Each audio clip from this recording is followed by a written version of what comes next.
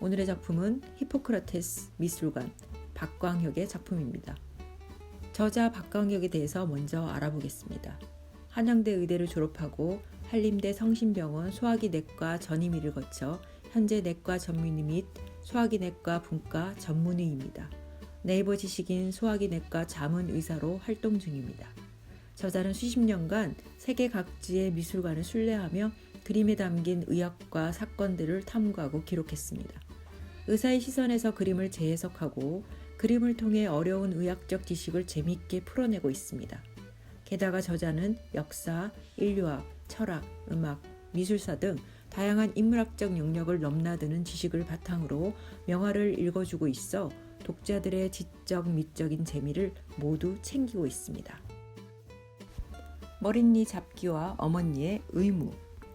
17세기 중반 네덜란드 사회는 부유한 상인들이 새로운 기득권층을 형성하고 미술계에도 영향을 줍니다. 해와는 종교적 색채에서 벗어나 부유한 상인들의 단체 초상화나 소시민의 일상을 담은 풍속화가 유행합니다. 위의 그림은 그 풍속화 중 하나로 화가 피테르 데 호흐의 어머니의 의무라는 그림입니다. 어머니가 아이의 머리를 자신의 무릎에 누인 채 이를 잡는 장면입니다. 머릿니를 잡는 일이 어머니의 의무라는 것입니다.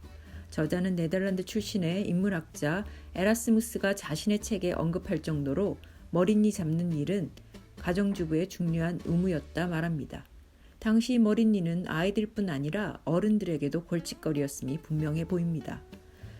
이 해충은 체구가 작고 납작하며 숙주의 털에 붙어 살며 피부를 통해 피를 빱니다. 미국 플로리다 자연사 박물관 연구에 따르면 이는 숙주인 사람의 몸에만 여러 종이 기생한다고 말합니다.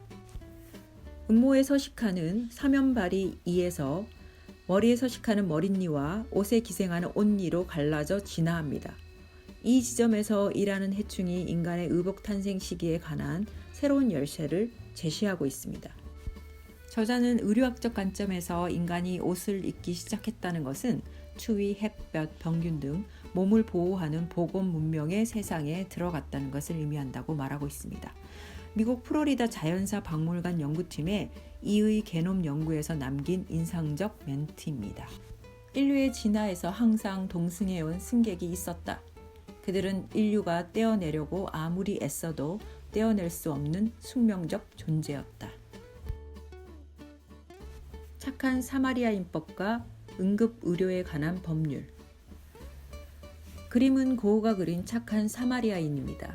그림의 왼쪽 하단과 상단에 레위인 율법학자와 유대인 랍비가 죽어가는 사람을 보고도 무시하고 지나치는 모습과 달리 사마리아인이 다 죽어가는 사람을 도와주는 장면이 대비되는 그림입니다. 이 글의 저자는 예수가 율법학자의 질문에 대답하기 위해 예시로 든 착한 사마리아인의 이야기가 오늘날에도 어떻게 적용되는지 이야기합니다. 특히 프랑스에서 통과된 착한 사마리아인법과 우리나라의 응급의료에 관한 법률을 그 예로 들고 있습니다. 먼저 프랑스의 착한 사마리아인법은 다른 사람의 생명이나 신체에 중요한 위험이 발생하고 있음을 보고도 구조에 나서지 않는 경우에 처벌하는 법 규정입니다. 도덕적 의무를 법으로 강제한 것입니다. 이는 인간에게 도덕적 의무를 법으로 강요할 경우 인간 자유의지를 심하게 해칠 수 있는 여지가 있다고 저자는 지적합니다. 더 나아가 우리나라에 존재하는 의사의 응급의료에 관한 법률에서 생겨나는 의사의 법적 의무 문제를 안락사와 연결시킵니다. 환자의 죽음을 결정할 권리 앞에서 법적 의무인 응급의료 행위가 어디까지 개입되어야 하냐는 것입니다. 환자가 죽을 권리를 원하더라도 의사는 그를 살려내야 하는지 아니면 환자의 의사를 존중해야 하는지 문제입니다. 안락사는 소극적 안락사와 적극적 안락사가 있습니다. 우리나라는 2018년부터 회생 가능성이 없는 환자가 자기의 결정이나 가족의 동의로 연명치료를 받지 않을 수 있는 소극적 안락사, 즉 존엄사법인 연명치료 결정법이 시행되고 있습니다. 하지만 적극적 안락사는 여전히 세계적으로 문제가 되고 있고 네덜란드와 미국의 몇 개 주를 제외하고는 금지하고 있습니다. 그리고 그것은 종교적 가치와 생명 윤리적 측면과 충돌하고 있습니다. 저자는 누구나 자연이 허락하는 시간 동안 살 수 있어야 하기 때문에 살아야 하며 의사는 살려내야 한다고 말합니다.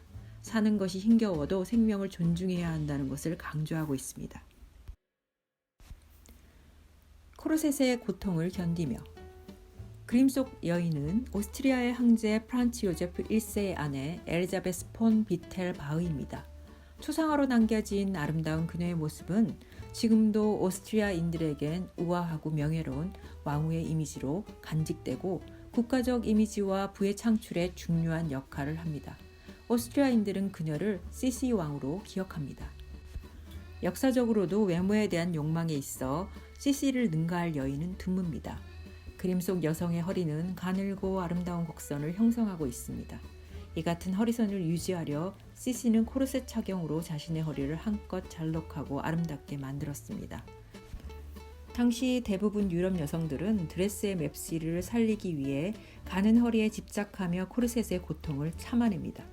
사실 코르셋은 전쟁터에서 기병대가 입던 흉갑에서 비롯됩니다. 흉갑은 칼과 창을 막는 효용성과 군인들의 역삼각형 몸매를 관리하기 위해 사용되었습니다. 코르셋뿐 아니라 극단적 굶기를 통해 시시의 몸을 유지하느라 그녀는 거식증을 앓았다 전해집니다. 자신의 편이 없는 왕궁에서 황제의 관심과 사랑을 잃을 수 있다는 절박함은 아름다운 몸을 욕망합니다. 그리고 저자는 어쩌면 몸매를 잃는 것에 대한 그녀의 공포감이 신경성 식욕부진을 발생시켰을 가능성이 있다 말합니다. 의사의 필독서 세르반테스의 돈키호테.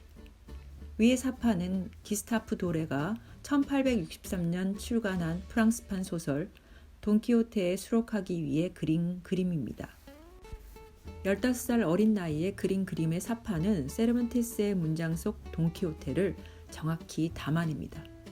도레는 라블레의 가르강티아와 팡타그리에를 시작으로 단테와 바이런, 발자크, 밀턴에 이르기까지 수많은 대문호들의 저서의 사파를 그렸다.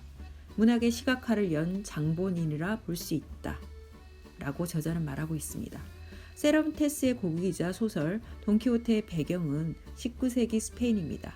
당시 권력을 쥐고 죄 없는 사람들을 괴롭히며 부패한 기사의 모습을 풍자한 소설입니다. 저자는 가대망상을 앓는 돈키호테의 이야기는 의학계 필독서라 말합니다.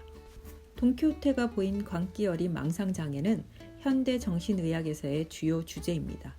전문의들은 돈키호테를 정신분열증이라 불렀던 조현병으로 진단할 가능성이 높습니다. 조현병은 뇌 이상으로 발생하는 뇌장애로 망상과 한청이 대표적 증상입니다. 여기서 또 하나 스페인 정신의학과 전문의 가르시아 루이즈 박사는 돈키호테가 렘 수면 행동장애를 앓았을 것이라 말합니다. 인간의 수면은 몸이 자고 있어도 뇌가 각성 중인 렘 수면과 몸과 뇌가 함께 잠드는 비렘 수면으로 나뉩니다. 렘 수면은 꿈을 꾸는 수면의 단계로 움직일 수 없는 상태인데 렘 수면 행동 장애로 꿈을 행동으로 옮기는 증상입니다. 목류병이 이에 해당합니다. 에밀 졸라와 프랑스의 똘레랑스. 진실이 전진하기 위해서는 얼마나 많은 늪지대를 지나쳐야 하는가. 드레피즈의 무고함이 제대로 밝혀지지 않자 프랑스 대문호 에밀 졸라가 한 말입니다. 에밀 졸라는 목로주점, 데레즈 락강 여자의 일생, 그리고 제레미널 등을 쓴 프랑스 자연주의 문학을 대표하는 작가입니다. 그림은 성난 군중들이 금방이라도 에밀 졸라를 위험에 빠뜨릴 정도로 상황이 험악해 보입니다.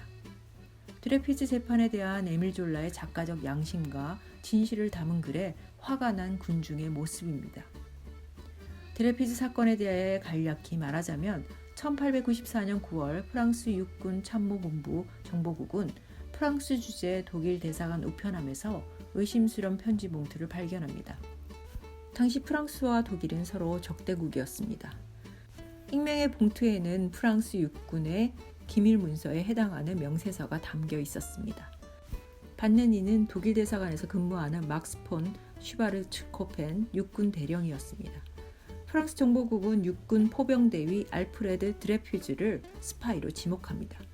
군 수사국은 명세서의 필적이 그의 것이라는 결론을 내립니다. 1894년 12월 드레퓨즈 재판에서 그가 무죄라는 무수한 증거가 나왔음에도 모두 무시되고 악마의 섬에 평생 감금이라는 종신형이 내려집니다.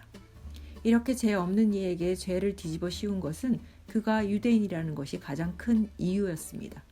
당시 유럽의 유대인 차별은 흔한 것이었습니다. 이를 목도하고 있던 에밀 졸라는 1898년 1월 13일 로로르지의 일면에 나는 고발한다에서 드레피즈 사건의 진상을 밝히고 반유대주의를 등에 업고 온갖 악행을 저지르는 수구 기득권층을 비판합니다. 졸라의 글은 진보 지식인들을 결속했지만 나와는 다른 타자의 다름과 차이를 존중한다는 정신인 프랑스의 똘레랑스 정신의 허상과 이선이 온 천하에 드러나게 됩니다. 어렵게 여러 사건을 거쳐 1906년 드레피즈의 진실이 규명됩니다. 하지만 졸라는 나는 고발한다 발표 후 명예훼손으로 고소당하고 징역형에 처하게 되자 런던으로 망명해 국가적 배신자로 낙인되며 책 판매가 급감하고 갑작스런 죽음을 맞습니다. 1902년 졸라는 아파트의 벽난로에서 나온 일산화탄소 가스로 숨집니다. 사실 졸라의 사망에 대한 타살 의혹이 계속 있어 왔습니다. 그가 죽은 지 50년 후 한 신문사에 배달된 편지는 비롱포스라는 반드레피즈주의자가 졸라의 아파트 굴뚝을 막아 벽난로에 발생하는 이산화탄소가 방으로 흐르게 했다는 것입니다. 꽤 신빙성이 있었습니다. 드레피즈 사건으로 프랑스 사회가 양 진영으로 극단으로 나뉘어 분열되었기에 졸라와 같은 올바른 생각과 정의로운 행동을 하는 이들은 늘 테러의 위협에 노출되었습니다. 그리고 위의 그림, 군중에 휩싸인 졸라는 그러한 프랑스의 혼란스러운 사회상을 그대로 반영하고 있습니다.